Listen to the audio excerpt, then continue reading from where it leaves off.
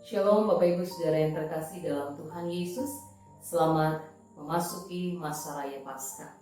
Mari kita berdoa sebelum kita merenungkan firman Tuhan ini. Bersabdalah bagi kami ya Tuhan, agar kami senantiasa mampu untuk memahami apa yang menjadi kehendak-Mu dalam jalan hidup kami. Tolonglah kami dengan kuat kuasa Roh Kudus-Mu, sehingga kami dapat menemukan, memahami, bahkan melakukan firman di dalam hidup kami selanjutnya. Terpujilah nama-Mu Tuhan Yesus, firman yang hidup, kami berdoa. Amin. Bapak Ibu Saudara yang terkasih di dalam Tuhan Yesus Kristus, kita telah memasuki hari Raya Paskah yang kedua. Bagaimana perasaan kita dalam merayakan peristiwa kebangkitan Tuhan Yesus Kristus ini? Apakah perasaan kita biasa-biasa saja, seolah-olah tidak ada suatu keadaan yang menggugah kehidupan kita untuk semakin lebih baik lagi di dalam memandang kehidupan ini? Ataukah kita memiliki rasa optimis yang begitu luar biasa ketika kita menyadari peristiwa kebangkitan Tuhan Yesus membawa sebuah pengharapan hidup yang semakin meneguhkan langkah juang kita ke depan? Mari saudara-saudara yang terkasih dalam Tuhan, kita merenungkan Kejadian pasal yang pertama pada ayat yang pertama hingga ayatnya yang ke-19 dengan tema pada malam hari ini, dari Tuhanlah ada kehidupan. Saudara yang terkasih di dalam Tuhan Yesus Kristus, mari kita melihat secara khusus pada ayat yang pertama dan ayat yang kedua. Saya akan bacakan kembali kepada kita. Pada mulanya Allah menciptakan langit dan bumi. Bumi belum berbentuk dan kosong. Gelap gulita menutupi samudra raya, dan Roh Allah melayang-layang di atas permukaan air. Saudara yang terkasih di dalam Tuhan Yesus, kitab Kejadian menyatakan kepada kita bahwa Allah adalah pencipta. Apa artinya ini bagi kita sekalian? Dikatakan bahwa Allah menciptakan langit dan bumi. Menciptakan itu berarti menjadikan ada, atau membuat sesuatu dari tidak ada menjadi ada. Dan satu-satunya subjek untuk kata kerja menciptakan ini dalam bahasa Ibrani adalah Allah. Sebab hanya Allah saja yang dapat menciptakan sesuatu. Segala sesuatu yang ada di dunia ini diciptakan oleh Allah.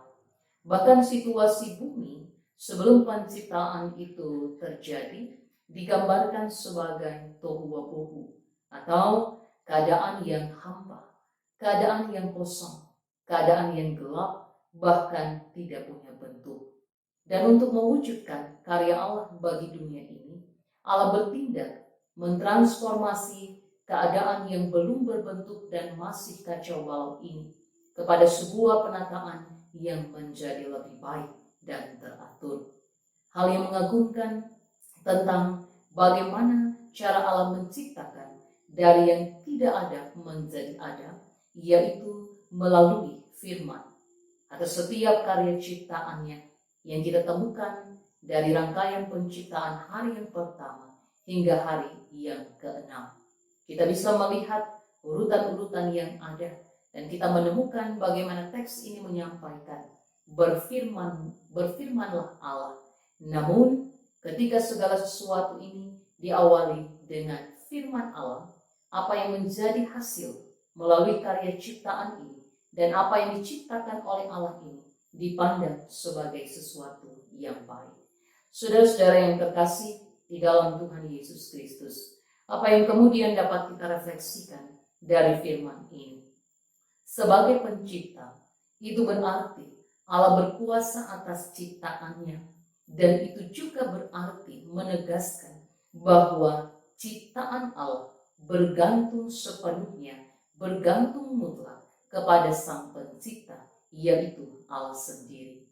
Keberadaan ciptaan Allah menjadi ada hanya karena kehendak Allah, dan bukan karena keinginan atau karena kehendak ciptaan Allah itu sendiri.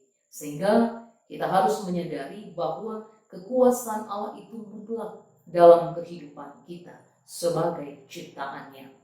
Lalu apa kemudian yang harus kita lakukan ketika kita merenungkan sebagai ciptaan Allah yang sungguh-sungguh ada di dalam kuasa Allah dan bergantung sepenuhnya kepada Allah? Kita ada karena kehendak Allah. Kehidupan kita ada pun sepenuhnya ada di dalam genggaman tangan Allah.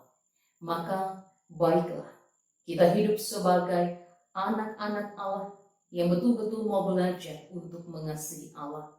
Dan kita belajar untuk mengasihi sesama ciptaan Allah yang lain. Tanpa Allah dalam hidup kita, yang terjadi adalah ketidakteraturan. Tanpa Allah dalam kehidupan kita, yang terjadi adalah ketidakbaikan. Sebaliknya, ketika kita hidup bersama-sama dengan Allah, maka hidup kita sungguh akan semakin tertata ke arah kebaikan hidup. Oleh karenanya, melewati perayaan Paskah ini, baiklah kita boleh kembali senantiasa untuk hidup menjadi pribadi yang sepenuhnya bergantung kepada kuasa dan kehendak Allah. Amin. Mari kita berdoa. Terima kasih Tuhan Yesus untuk segala kebenaran firman-Mu. Bawalah hidup kami, agar kami mampu untuk menerapkan apa yang kami dengar. Lebih daripada itu, ajarkanlah kami untuk senantiasa mengingat Engkau di dalam hidup kami, bergantung sepenuhnya kepada kuasa kasih-Mu, dan senantiasa menyerahkan hidup ini yang adalah pemberian Tuhan, sehingga kami belajar untuk terus melanjutkan hidup ini, mau hidup bersama-sama dengan Engkau. Tuntun kami dalam setiap perjalanan yang kami tempuh. Terpujilah nama-Mu Tuhan Yesus, kami berdoa. Amin.